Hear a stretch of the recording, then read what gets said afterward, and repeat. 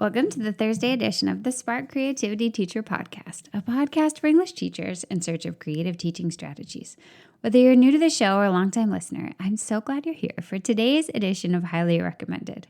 This week, I want to tell you a story about pancakes.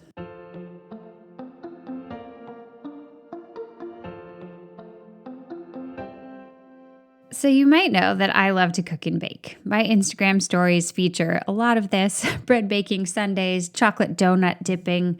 You may know I have secret food blogger tendencies.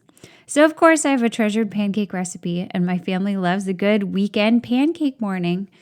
But here's the thing, pancakes take a little bit of forever, especially these. And I don't always feel like making pancakes for 2 hours on a weekend morning, even though I do love making food. So a couple months ago, and hang with me, I'm going to bring this story back to teaching eventually. A couple months ago, when my son asked me to make pancakes, and I just didn't really feel like I had a couple hours to give to the whole pancake thing, I suggested that he make them.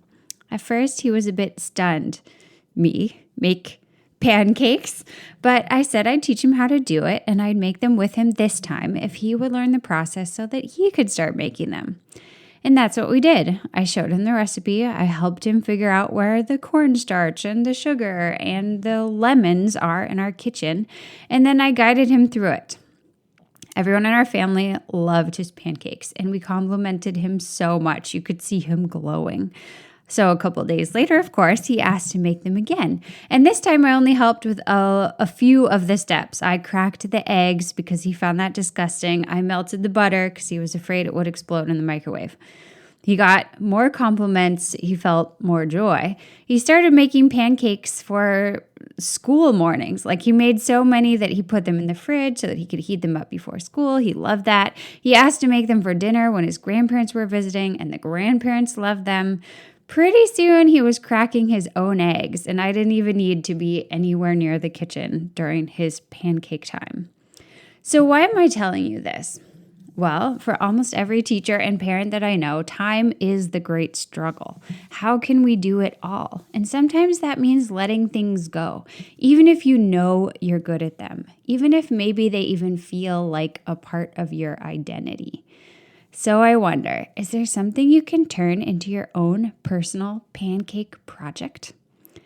Is it possible, for example, that you could teach student volunteers to make really beautiful book displays in your library every month, and that those students might actually feel really proud and pleased with the job and start to feel more ownership over your classroom? Might you be able to empower student leaders on a team that you coach to plan part of practice time, or to give the pep talks before games, or to help set up or clean up practice equipment? Might there be something in your household that you could let go, that your children might be really good at, or your partner might be really good at, that you've just kind of always done because it's important to you, but maybe you really don't have time for it? Maybe in class you want to try a student-led discussion through the Harkness method or another method that you prefer, rather than kind of trying to spearhead discussion every day yourself and having all that pressure on you. Every time I see my son eating the lovely pancakes that he makes, I have to smile. While no one is now complimenting Mama's pancakes, I love to see him feeling good about what he can do, and I'm happy to have the time back for other things. And that's why this week I want to highly recommend you ask yourself, what kind of pancake project can you launch that probably has nothing to do with pancakes?